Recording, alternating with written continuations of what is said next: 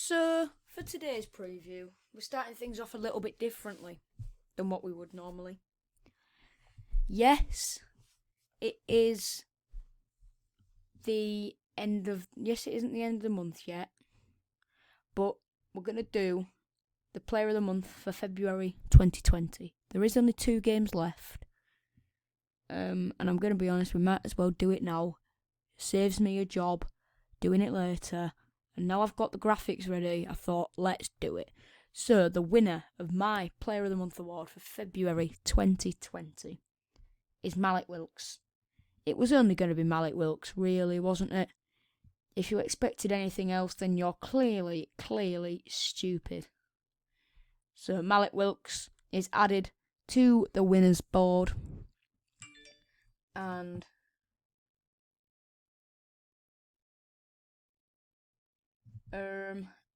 And I'm going to mute my phone. And now, let's crack on with the normal proceedings. With the team news, Tom Eaves could be facing a spell on the sidelines after being taken off on a stretcher at the weekend. Eaves returned to the starting 11 for the 2-1 defeat on Saturday, but was substituted in the 64th minute for John Terrell and requires a scan on his ankle. Eaves is a major doubt for this game.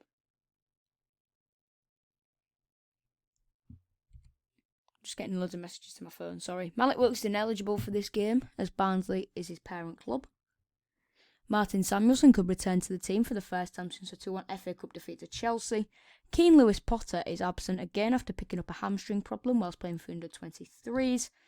Angus MacDonald, Josh Bowler, Eric Lehigh, Herbie Kane and James Scott all remain injured. Now what do I think then? A win would be nice. A win would be very nice. Tom Eaves will be a miss. Of course he will. We seem to get players back from injury and lose more again. We've just got Torrell back, and we've lost Eaves and Lewis Potter. George Honeyman has been atrocious recently and shouldn't start. Kevin Stewart and John Terrell need to start. Jackson Irvine, Lopez Silva is the worst chant in world football. The worst thing to come out of this fan base since I don't know what. I tell you what, right? If you've not heard it, I'll play it for you now. It is the worst chant. I'm going to say it, ever. And there have been some shockers. I'll tell you that for nothing. I'm just going to try and find it on my Twitter stuff now. Okay, right, here we go. Have a listen to this. This was at Preston.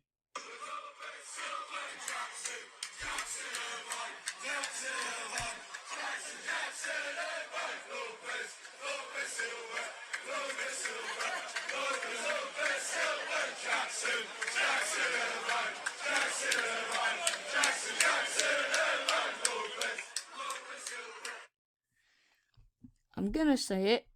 Absolutely awful. Most fans joined in for a laugh from what I've heard on Twitter, and everyone's been slagging it off. Malik Wilks has been classed, so it will be a big miss. Against Swansea, Matthew Pennington led the back line like a prime Paolo Maldini. It's a shame he didn't get his chance in the team earlier. And why was Dan Batty fit, well, healthy and travelling with the team, but not included in the 18-man squad for the Preston game? And why did he get taken off against Swansea when he did nothing wrong? Jackson Irvine was on the pitch and was absolutely shocking. Now for some stats. Hull City are unbeaten in their past 5 home league matches against Barnsley, drawn 1 since losing 3-2 in August 2006. Barnsley are looking to record a league double over Hull for the first time since the 2006-07 season. Hull City are currently winless in their last 8 league games, losing 6 to those. Tigers last endured a longer run in the Championship since February 2018, 9. It's not looking good. Barnsley have won just 1 of their past 8 away league Yorkshire derbies, drawn 3, lost 4-2, no victory at Bradford in August 2018. After scoring just once in 14 league games before Gerhard Struber's arrival at Barnsley this season, Conor Chaplin has netted 9 and 18 under the Austrian, more than any other Tykes player in this time. It should be this term. Now, our head-to-head battles. Leo da Silva against Cauley Woodrow. Cauley Woodrow coming through the middle. In that cam role. Da Silva has got a job on his hands. And Jordi Device as well against Connor Chaplin. We mentioned him there, just in those stats. Realistically, Connor Chaplin is going to be running right up the middle. He's a good player, is Connor Chaplin, so we need to be careful of him. Now, it's not more of a predicted team, but I'll tell you what I think Grant McCann will change, but it's more of what I'd like to see than it is a predicted team. So I've gone for George Long in goal, Pennington, Device, Burke, the captain, interesting, and Callum Elder. You'll see why it's like that, and I think Grant McCann will pick that back line. Leo da Silva at centre mid, and now the first debatable one, Kevin Stewart, just come back from injury, but boy do we need him. Jackson Irvine has been horrendous. So, and Irvine's not been good all season. He scored against Reading and then hasn't done anything since. He's been absolutely shocking. So I want Stewart to come in. I'm not sure whether he will, because Irvine is the captain now that Lee High is out injured. Marcus Maddison on the right. I do believe that Grant will bring him back into the team. John Terrell in cam. I'm going to be honest, right? It's the same sort of situation with Stewart, but George Honeyman in Jackson Irvine's place. Honeyman, all he does is run. I love a player who's just a workhorse, but someone who can get the ball forward, not give it away. Do you know what I mean? I mean, Honeyman's a lovely fella, but he's not been too great of late. But I think Honeyman will start in there. It's more of what I want. And I do believe, right, that Norbert Ballog should start. No Wilkes, no Eves, no Lewis Potter, Samuelson only just coming back to fitness. I think Ballog deserves a chance, you know what I mean? Yeah, Mr. Sitter against Preston, but ultimately, it's not going to do any harm giving him a first start. It'll boost his confidence, and if he plays well, it's an absolute godsend, and then Josh McGuinness up front. Now to the subs, Matt Ingram, Ryan Tafazoli, Sean McLaughlin. In place of George Honeyman, I think it will be John Terrell. Actually, if we go back, Rhys Burke captain, he captained us in the FA Cup win at Rotherham when neither Irvine or Lehigh were on the pitch. So that is why I've done that. So, Honeyman, Irvine, I reckon McCann will put Stewart in place of Irvine.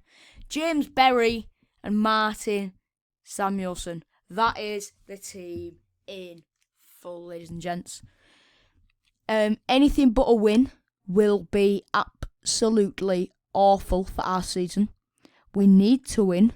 It's a game that we should win, but we said that coming into Barnsley earlier in the season, we lost 3-1. So, make of that what you will. But now for my predicted score, I think it will be a 2-1 win. I think we will scrape it. We've proven that we can score at home, but we can't defend. But with Burke and Device back, I think that should help a lot. And in the midfield as well with Stewart and Toral, if McCann goes for what I've gone for, which a lot of fans are saying he should, I think that will be very, very, very good. Alright, thank you for watching, ladies and gentlemen. Like and subscribe. I'll see you for the matchday vlog tomorrow. And then the Eye of the Tiger podcast is out on Thursday. When we're not doing any game reviews, we're reviewing something about that's come out over the last couple of days to do with the club. It's our longest episode ever. Really good. So, I'd give it a listen. 40 minutes. There's no adverts on it because, I'm not big enough yet. So it's just 40 minutes, like, when you're just busy, pottering about, tidying your room, doing whatever. Stick some headphones in. Leave your phone on charge if you have to. Stick some, Bluetooth headphones in. stick some AirPods in if you've got them. If not, any other wired headphones are available.